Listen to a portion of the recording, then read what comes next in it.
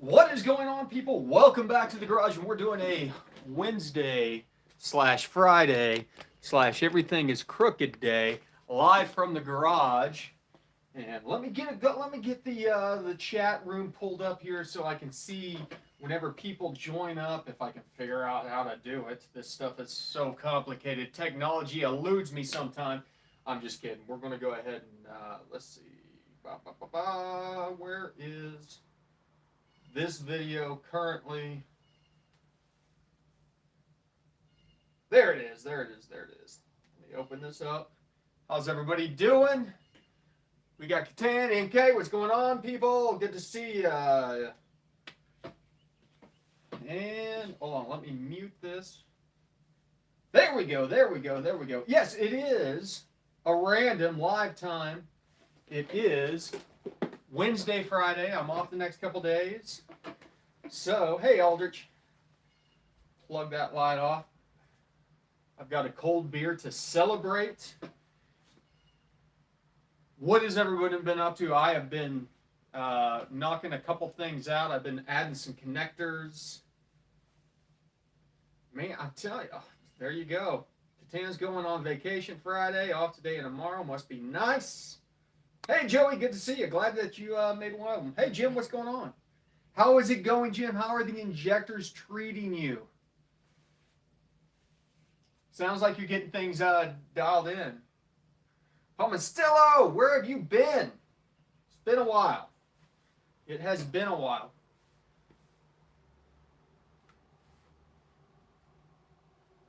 What's going on, Steven? So I have been doing a couple small things, cleaning some parts up, Scotch-Brighting some gasket surfaces, you know, just the necessities of getting ready because we're still waiting for a cam over here. Yeah, I feel you, Jim. I feel you. I did find out today that if you accidentally touch the hot side wire to the ground side wire where the starter goes with the battery hooked up, it shoots a lot of sparks out. I mean, you can't go wrong with the GTO. I ran out of gas sitting in the garage. There's worse places to run out of gas. I don't know if you're around, Jim, whenever I ran out of gas with the Cadillac because I had the fuel gauge going backwards and I thought I had a full tank and it turned out I was empty. Brian, I am also ready to hear that cam. I am just chomping at the bit to get this thing bolted together and throw it in there. And the funny thing about it is I initially thought that there was no way that I was going to get the torque converter in time. I was like, oh, I'm going to be waiting on the torque converter. I'm going to be waiting on the torque converter. And here I am. I'm going to be waiting on the cam. Let me pull you guys a little bit closer. Oh, look at this technology. By technology, I mean just dragging things across the garage floor. John, I was actually hooking things up to test some things.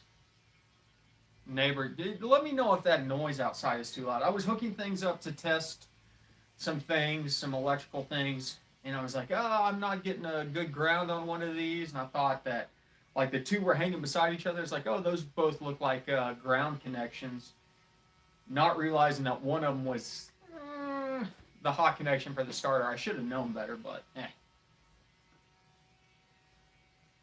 Well, you are correct. I'm just so ready to get this thing fired up at least.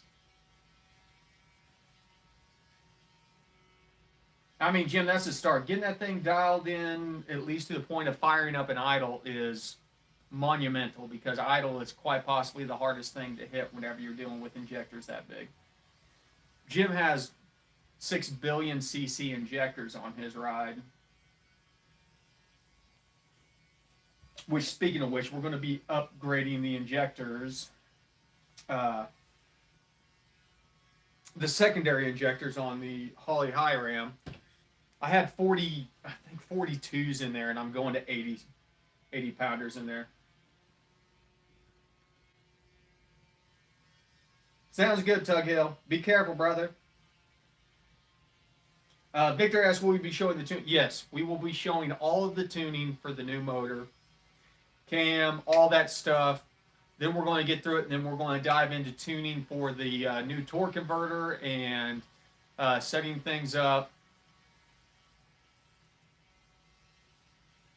Ooh, 880 horsepower GTR. Man, I really want a GTR. I've been thinking about my next vehicle,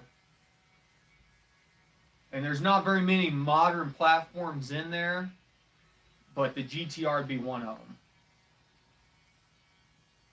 DZ, man, you've been around long enough. Surely you could tune by now.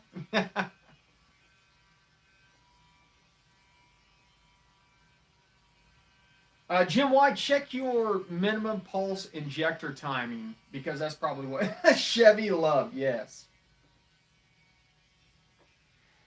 850cc or 1100cc for a max effort LC. I'd go with the 1100s. Give yourself the headroom, because 850 you're going to run out of horsepower.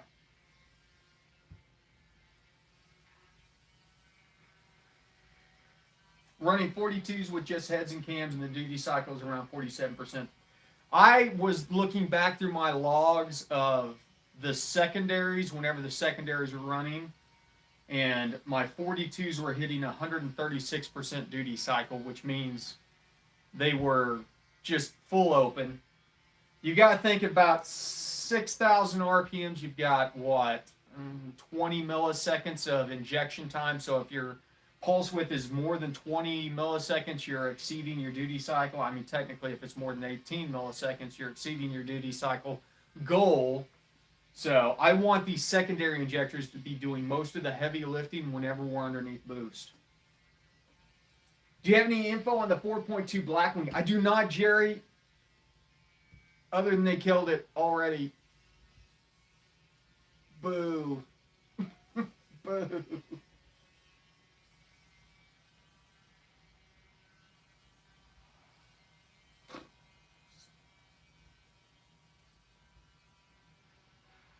Which one's the LS2 plug, Jim?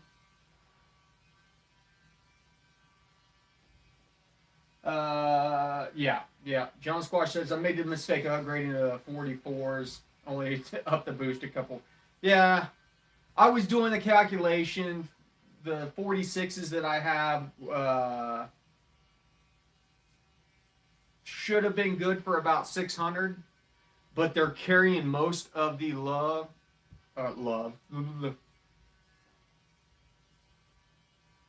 Jim, shoot me an email. EV6 is what I've got.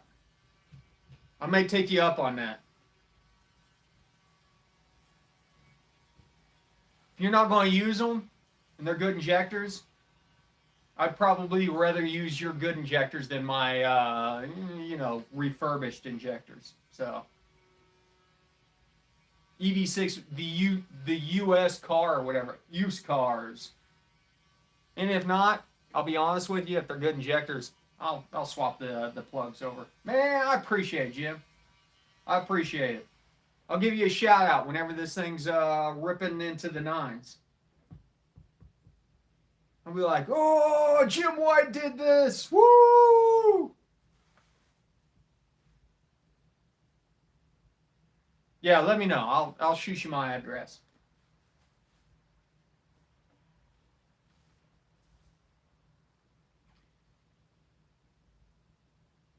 Tyler, you're right. Overkill on nitrous fuel. Well, the big thing about it is there's not a big issue with going overkill on the injectors, except that it makes it harder to tune idle in.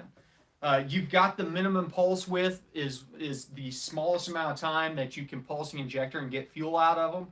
The thing about that is if your injectors are so dang big, you can't, pulse them quick enough to get the small amount of fuel that you need for your injectors.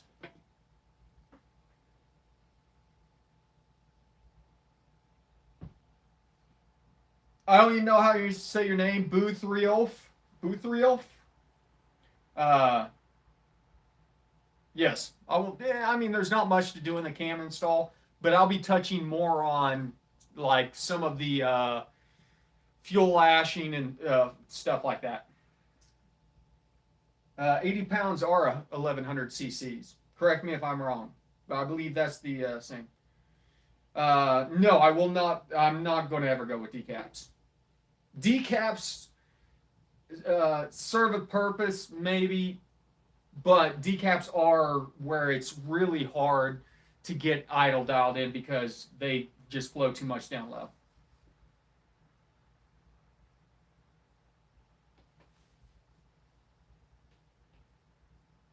Well, the thing is if you can get the injector to idle, that's the big thing. You can go as big as humanly possible as long as you can get the injector to idle. It's whenever you start having issues with the injector to idle. So 1100 be what, 100 pounds? That's not right. Is it? 80 pounds are 850s?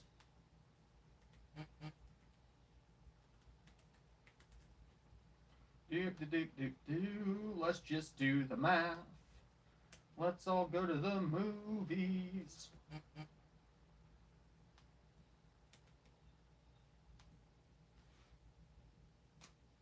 Yeah, that sounds about right. 850s are 80 pounds. Okay. There we go. There's the answer. 850s are about 80 pounders.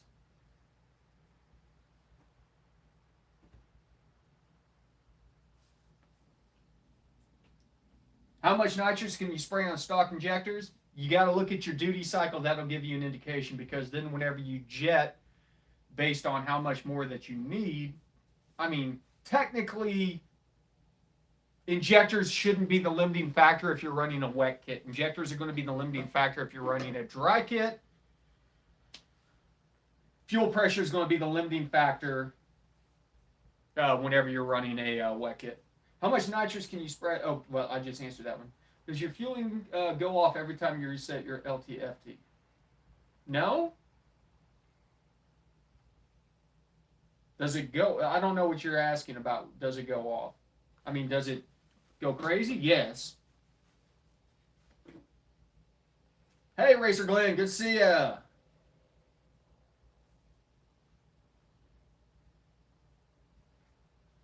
Yep, Super Slowrado. That's exactly right. He says, buddy had a set of decaps, professionally decaps tested him. 16 injectors, eight matched together, about 6 months. Then started chasing his tail with idle problems. That's every time I see an issue. Whenever somebody says, oh, I got decaps, we are always fighting idle problems. Brian, yeah, you're probably right. Could be a 43. I always look at my injector flow rates around the 52 to 53 range. Mike says it's at 58. Flex fuel injectors are really good unless you're running flex fuel. Then they're still too damn small. Slime Cuda, do you have any plans to do more Dodge tuning videos or discussion? Yes. I will tell you this much. I will do Dodge before I do Ford. So if you're a Ford guy, sorry. But it's still fairly low on the list. Gen 4 for electric fan conversion. I can't seem to get the advanced setting for the fans. Is it my ECM? What do you mean the advanced setting, Alfredo? Are you talking about bumping like your idle / torque offset for whenever the fans are on? You ever going to do E82 ECM? What's the E82 one? Gabe, if I get a Nitrous Express kit, how can I give your channel credit for the sale? Call them up and buy it. Tell them that you came from the channel. Or if there's a comment section whenever you buy it, put it on there. I'll be honest with you, Nitrous Express is great. Regardless of whether or not I get credit for the sale, those guys have supported me inside and out, forwards and backwards, so I'm not too worried about it. I had somebody ask about getting credit for buying a snow performance kit off of them this week, and I told them, I was like, don't worry about it, just buy it, because it is a mutually beneficial relationship that I have with those guys over there. So awesome, Roth. What up, John? Does E85 generally like more timing than premium fuel in an asteroid? Yes, it does, Charles Peterson. And that is because E85 actually burns slower than gasoline. So not only does it like more timing, it actually needs more timing to be efficient, to get an efficient burn. Fire Chicken, the Colorados. Gotcha. Have a good one, Jim. Hit me up. Zeno says, come back to the dark side, Subaru. If I were, it would be an older Subaru. I'd love to go back to the GC8 platform and do a full standalone on it, because I love my GC8. E85 is generally considered around 110, I believe.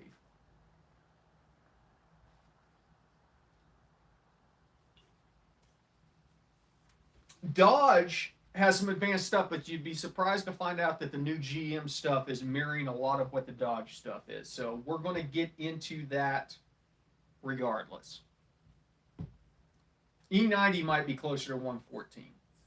As I said, I think E85 is generally around that 110 to 111. Didn't need fan conversion on my 09 2500, but when I opened the fan settings, oh yeah, well, Alfredo, I don't know that you're going to have access to the settings unless you do. I don't know if there's maybe a segment swap you could do on that to get the options for that.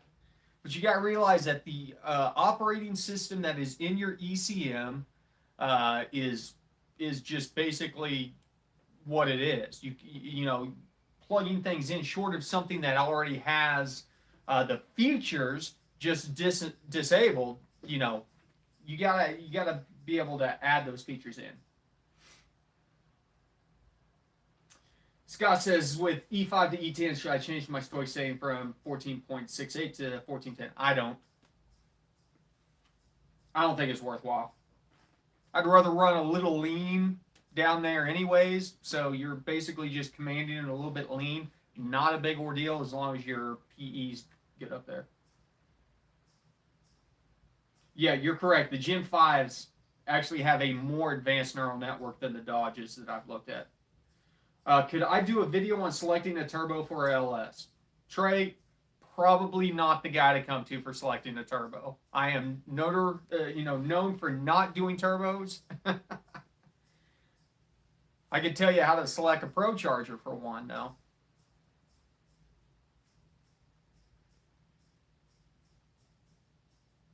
Yeah, I've always left it at just the 14.68 for, you know.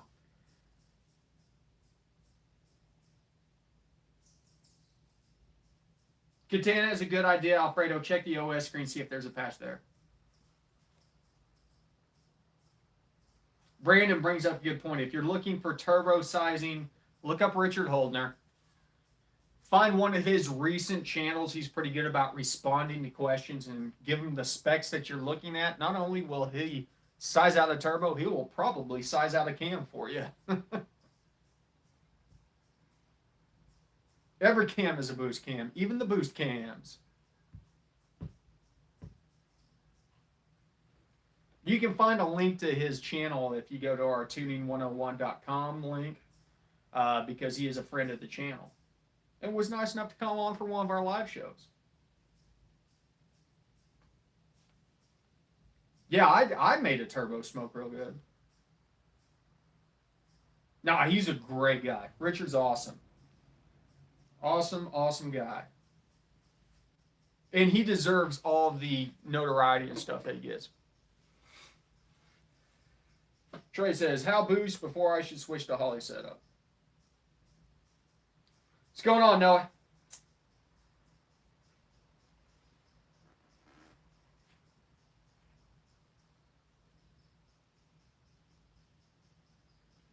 Alfredo, if you have the file open, you should be able to see underneath the OS tab whether or not there's a patch for it. Am I going to be doing another video? I mean, Brandon, he has offered to come back on, so we will have him back on. I don't want to wear him out.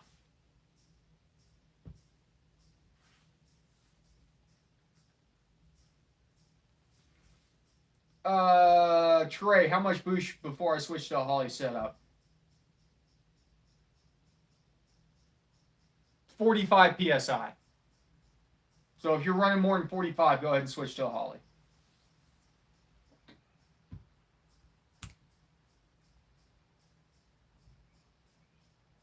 What changes need to be made when installing only a 10% overdrive lower pulley on a stock supercharger car or Hellcat?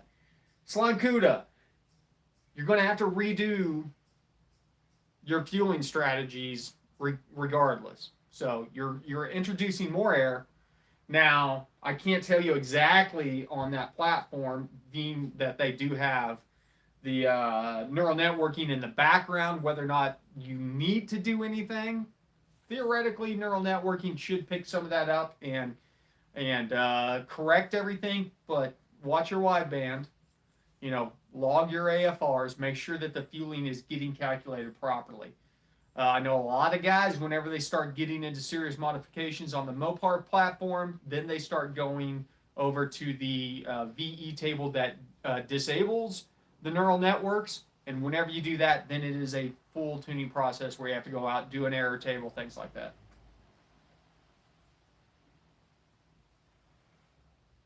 Nitrous, dry or wet? Wet, if you don't have a standalone that has specific nitrous controllers. If you do have a standalone, like the Cadillac, we run a dry set on it because we can actually adapt the fueling with the factory injectors. And so we're running the supercharger injectors on there without the supercharger to make up the fueling for the nitrous kit. The factory ECM can handle a 3-bar just fine. I mean, your resolution starts getting mixed up, but to be honest with you, a lot of the aftermarket platforms don't allow that much more resolution than the factory ones. They're just easier to tune.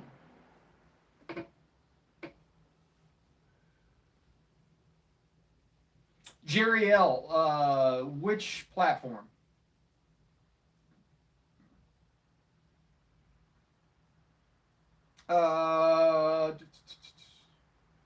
Alfredo, there will be a live show tomorrow night, 8 o'clock Eastern. That is our official live show. So, and then of course we do that every Thursday, unless something crazy is going on. Pros and cons on dry or wet nitrous system. What's that? A wet system is designed that you can basically throw it on a vehicle that has the factory controls on it that you can't directly control the injectors. A dry system, there's ways back in the past where people would do things like spray through math. I don't suggest dry systems nowadays unless you have a standalone system, because whenever you have a standalone system, the standalone is actually controlling the nitrous injection, so it knows when to add fuel. Yeah, as Racer Glenn says, if you're new to nitrous, go with the wet system. They're a lot easier.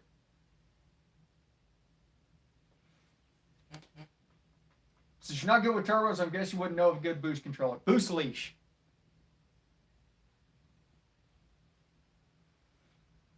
Hey Kyle, what's your strategy for transients?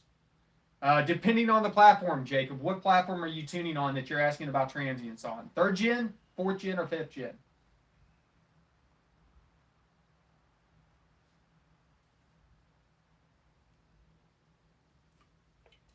Catan, yes, it is perfectly fine to tap your fuel rail for the fuel side instead of running a standalone tank, unless you're going super crazy. Surge tanks generally aren't necessary. You're talking about if you're running a wet system, unless you're running a direct port wet system, you're going to have enough fuel for a fuel nozzle for 150 shot.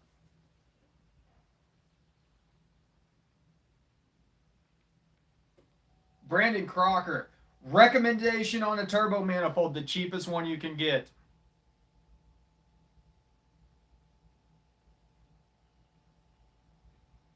Ross, shoot me a copy of your tune. I'll see if there's a way to do it. You may have a tune that's scalable.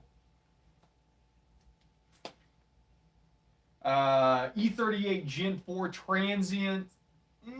I don't think they rely on fuel on wall and puddling quite as much as the Gen 3s, Jacob. I would just focus on getting the VVE table sort of in the realm of good.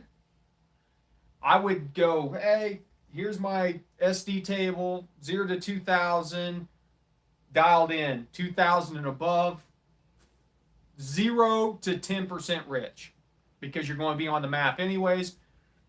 That way, if something happens where the map fails over to the SD table, you're good. Nitrous with the VVT camshaft. Lock out your VVT camshaft, set it all to 0, even if you don't lock it out. 0 your camshaft out. Just go to town.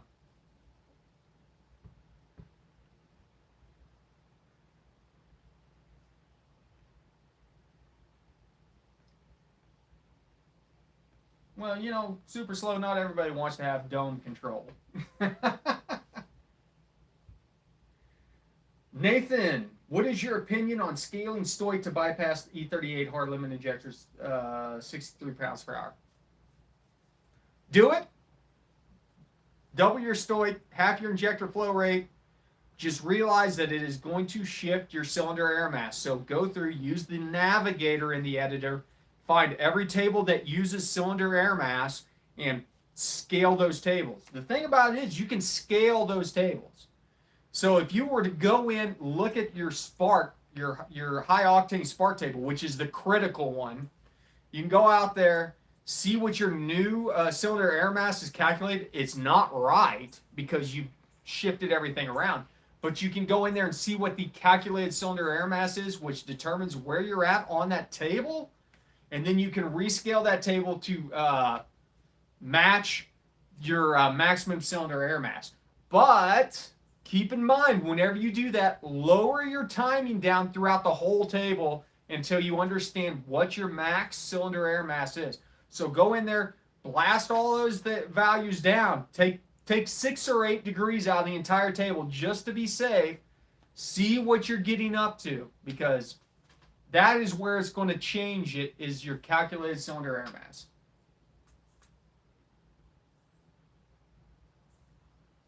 Got a way to work around the E40 ECM for the... No, I do not, Joey. I don't know how to get past the 2.5 bar limit on the E40. Now, that being said, there is probably somebody out there, Joey, that has a map sensor scaler, which would be a device that you could plug in that would cut your map sensor scale in half. Just keep in mind, much like the other things, whenever we scale it, it shifts all of your other tables off. So...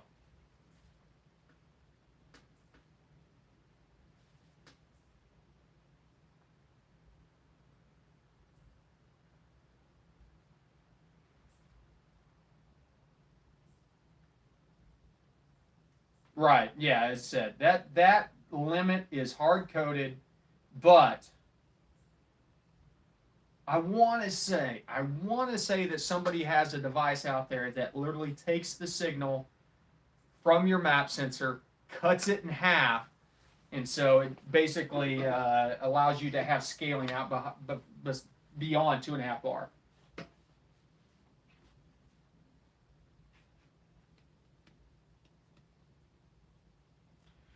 Thomas Banks, how far would you push pistons in a C7 Corvette? Currently, it has FBO heads, cam car, got a smoking deal on an A&A kit.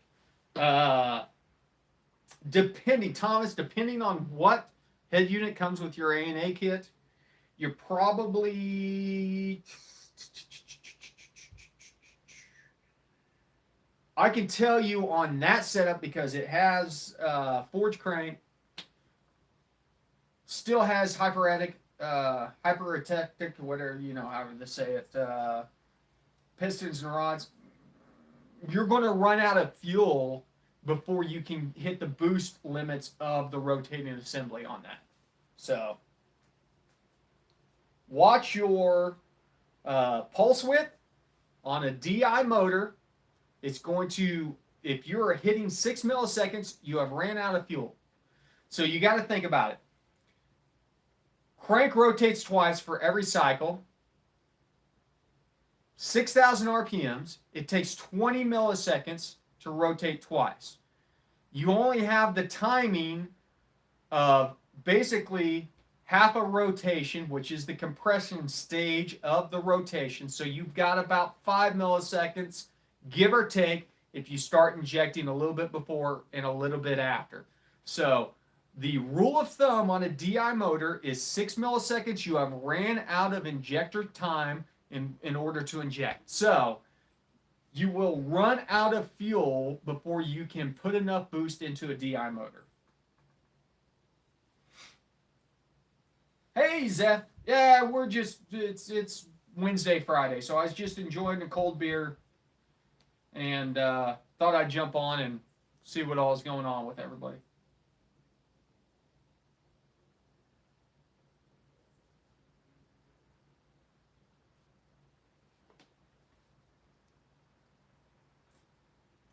What up, Chevy for Life?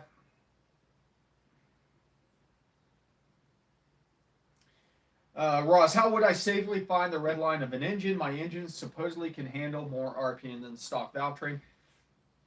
Ross, it's going to be about more wear as your peak power because there's no reason to carry revs past your peak horsepower point.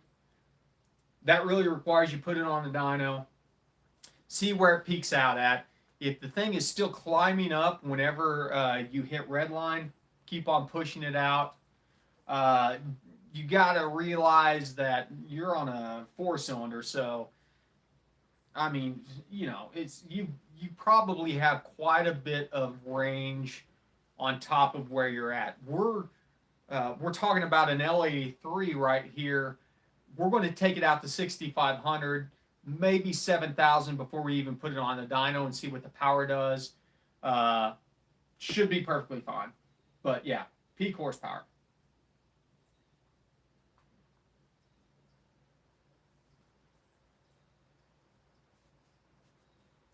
Hey, Lynn Twin, good to see you. It's been a while.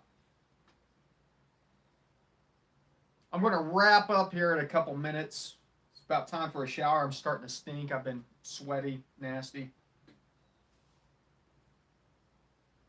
There you go.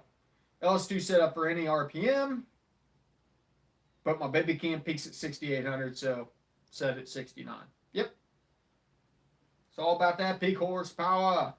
Where you been, man? It's good to see you, Lynn Twin. It's been a while. Don't be a stranger.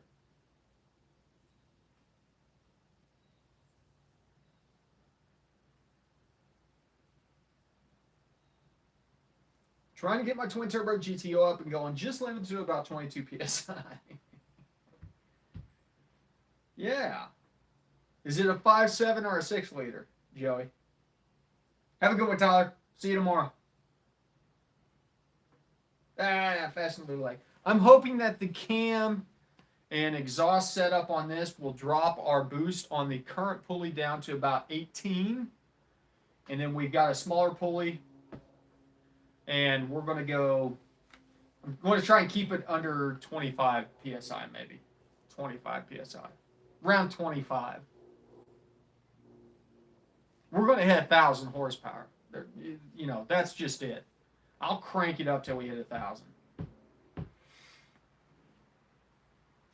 35 and send it. I don't know that I could get a pulley small enough that wouldn't have slip on this head unit to get 35 out of it. Though I think the F1As are supposed to be good up to what, 38 PSI or something like that, 36.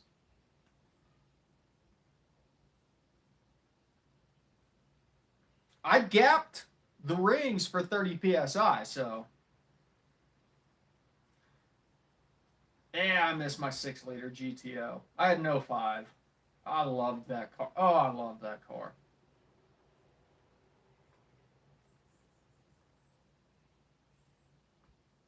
Joey, we will see 4 digits. I'm crazy enough to make sure that we see 4 digits. So, stick around. I hollered at my dyno guys, even though we haven't gotten it on the dyno again, and said, hey, be prepared. The motor's coming together. We're going to see 4 digits. John Squatch. I'd have to hit ATI up and see if they make an overdrive pulley. Chevy for Life's got a point. Not enough pulley, then add nitrous. Yeah, we could definitely do that. I could holler up at Nitrous Express and tell them I need 100 shot. Let's get it tuned properly this time. Let's get it tuned. Then we will throw it on the dyno. Boosted applications, what do you normally run? Only like 14 PSI. 2 degrees colder than Stark. stock.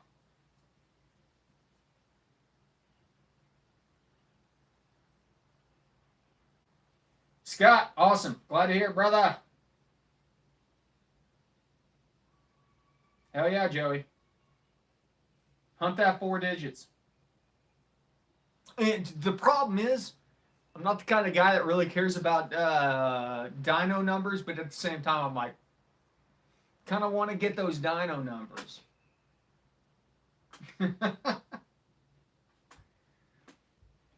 I'm not an engine builder.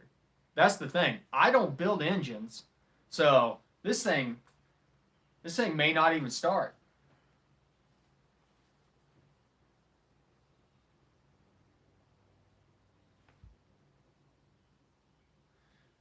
Dude, I had a 99 GC8 RS coupe that I did a custom turbo setup on Xeno. Oh, I love that car. And then I had a, 04 or maybe 05 STI.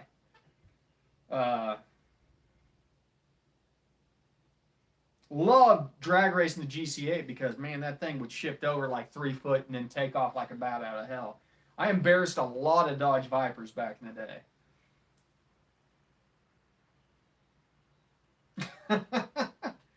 E85, we're not on full E85. We're about E60 whenever the motor let go.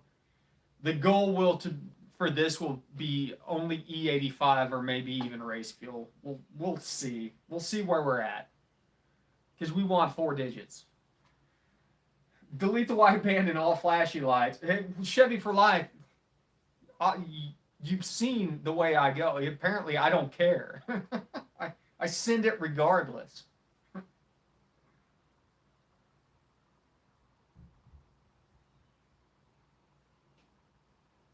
Okay, we're going to wrap it up. As I said, I've been sweating all day. I'm ready to go take a shower. Make sure and check out the live show tomorrow night, 8 Eastern. Make sure and check out our sponsors, Snow Performance, Nitrous Express, 80 Performance, and ICT Billet, I think. They said that they were going to sponsor us, but we'll see. I don't know if they've emailed me back. Hopefully so, because I'm pimping ICT Billet. I'll be 100% honest with you. Even if ICT Billet did not sponsor us, I would still say, hey, man, go check out ICT Billet because their parts are amazing. And I'm super excited. That's also the other thing. Hold on a second. I ordered a new set of valve covers for the L83. I'm going to pull up a picture of them here, and it's going to be like potato. Okay. There's our new valve covers for the L83. If you guys have seen a small block Chevy at some point in time in your life, you've probably seen those valve covers. We'll be doing a valve cover conversion for the L83. We're going to go, a little bit of a retro feel on it. We'll do a coil relocation, get the coils off the top of the valve covers, get some nice small block Chevy valve covers on there, the Mickey Thompson valve covers. So stick around.